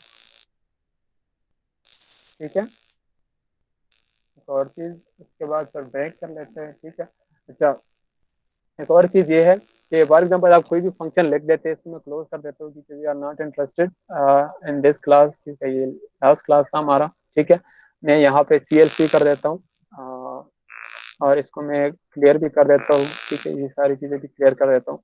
अच्छा, यहाँ पे देखें, अगर आपने कोई फंक्शन बना दिया है तो ये तो कोई भी यूज़ कर सकते हैं। जो प्रोग्रामर्स होते से वो फंक्शन डिफाइन कर देते हैं। ठीक है, कोई भी फार्मूला लिख देते हैं, कोई भी कॉम्प्लेक्स सिचुएशन में कोई प्रोग्राम बना देते हैं, किसी भी स्ट्रक्चर के मैथमेटिक्स, फॉर एग्जांपल आप स्ट्रक्चर एनालिसिस कर रहे हैं, उसके लिए कोई इक्वेशन है, उसके लिए आप कोई प्रोग्राम लिख देते हैं। ठीक है, तो उसमें आप डायरेक्ट इनपुट लगाएंगे और आउटपुट जो उसका रिजल्ट होगा, या जो आपके पास फॉर एग्जाम्पल आपके पास रिएक्शन है, ठीक है, वो आप उस प्रोग्राम से कैलकुलेट करना चाहते हैं, तो वो आपके आउटपुट जो है ऑटोमेटिकली इन ही इनपुट के बेस पे कैलकुलेट हो जाएगा। फॉर एग्जाम्पल इसमें आप मोमेंट्स लगाते हैं। ठीक है, अब मोमेंट्स उसको आउटपुट और इनपुट, मोमेंट को इनपुट के तौर पे लेते हैं या लोड्स है। ठीक है, और फिर आप जानना चाहते हैं कि इसके जो मोमेंट्स है, रिएक्शन, वो आपके पास आउटपुट के तौर पे जो है आपको मालूम हो, तो उसके लिए आप कोई प्रोग्राम बनाते हैं। तो ये तो फिर आप किसी को भी दे सकते हैं, आप इसको एम फाइल में सेव कर ले तो कोई भी बंदे इसको यूज कर सकते हैं। अब आप चाहते हैं कि इसके साथ जो है कोई हेल्प भी हो, ठीक है, तो वो हेल्प जो है आप कैसे बना सकते हैं। अब यहाँ पे अगर मैं हेल्प लिख दूं, हेल्प और fun1, ओके, तो यहाँ पे आपके पास देखिए क्या है, यहाँ पे आ जाए, कोई हेल्प जो है आपके पास fun1 के हवाले से नहीं है, ठीक है। तो उस हेल्प को मैं कैसे करूंगा, यहाँ पे आप लोग लिख के फॉर एग्जाम्पल यहाँ पे परसेंट, ठीक है, दिस फंक्शन, फॉर एग्जाम्पल इसके साथ डिस्क्रिप्शन लिखना चाहते हैं, this function calculates the value of z, ठीक है, and z is the distance from roof top. ये मैंने वैसे ही कोई स्टेटमेंट लिख दिया है, ठीक है, इसका इस पर कोई ताल्लुक नहीं है कि z इसका डिस्टेंस है कि नहीं है, ठीक है। ये मैंने अपनी तरफ से एक फर्जी जो है वो स्टेटमेंट लिख दिया है कि ये इसकी हेल्प है, ठीक है। तो अब आप इसको दोबारा सेव करेंगे, ठीक है, और अब इसको दोबारा हम यहाँ पे लिख देते हैं कमांड में, तो देखते हैं कि ये हमारे पास ये हेल्प आती है कि नहीं आती, ठीक है। तो हेल्प, और यहाँ पे आपको लिख के fun1, ओके। अच्छा, देखते हैं।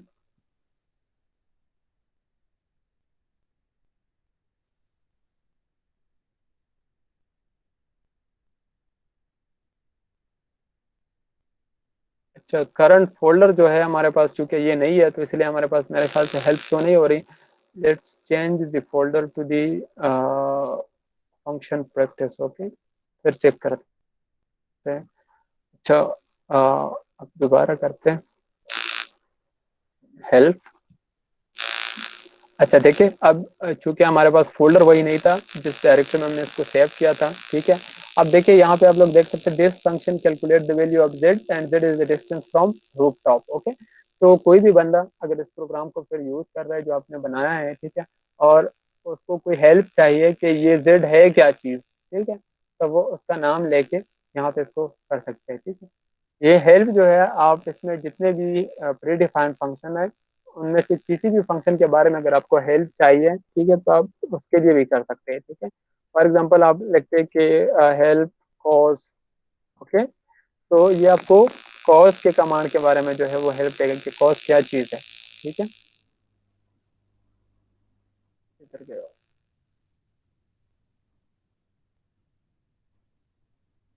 देखिए एक कॉज है, कॉज भी है, तो आप कोई भी फंक्शन जो है, cause is the cosine of argument in radian, okay, cos of x is cosine of element of x।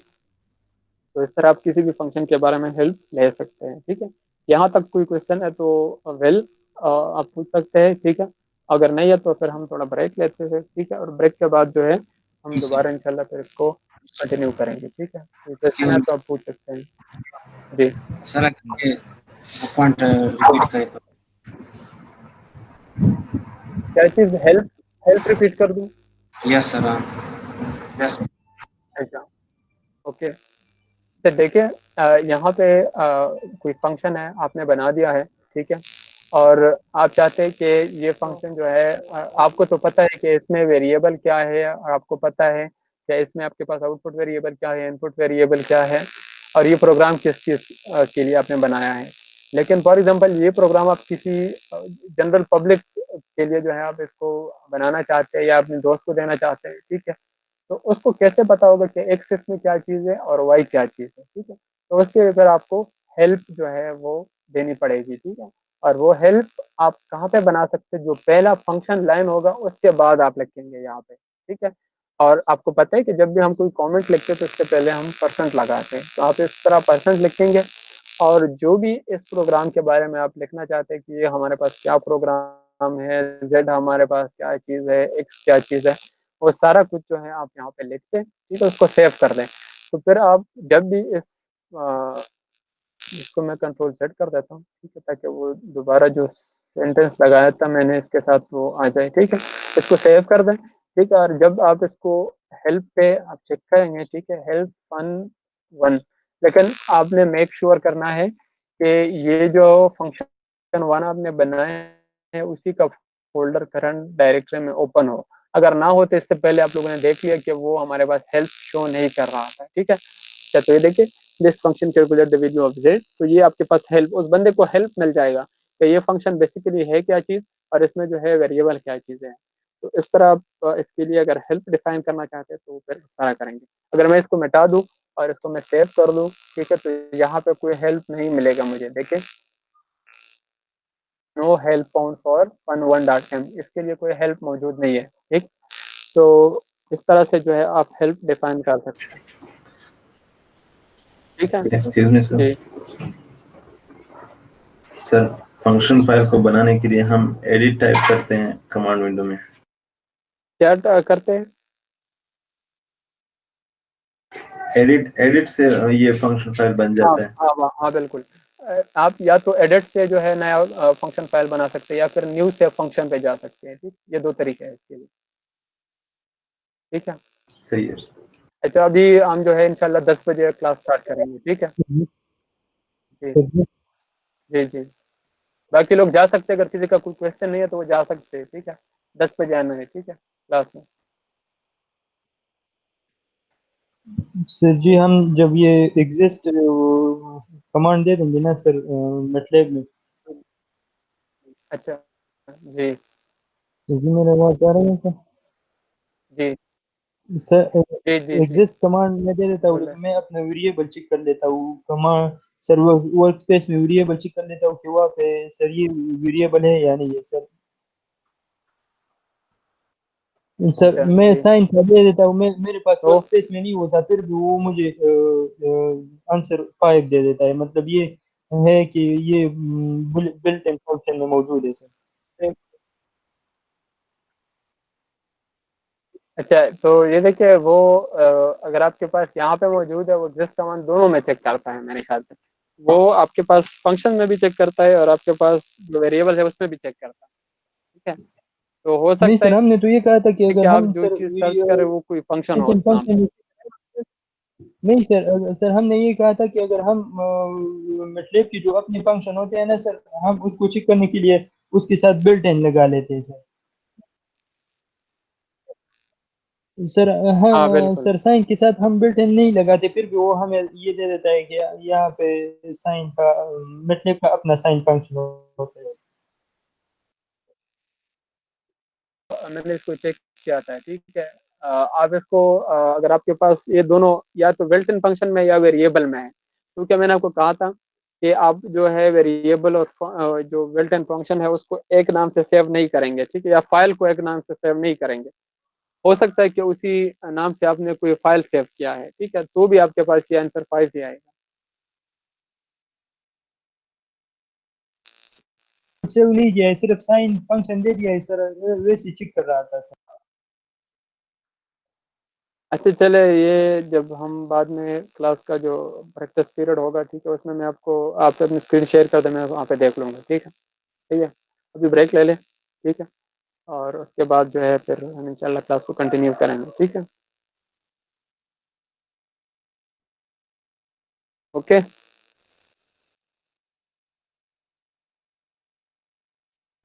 'Okay sir'. 10 बजे आना है, ठीक है।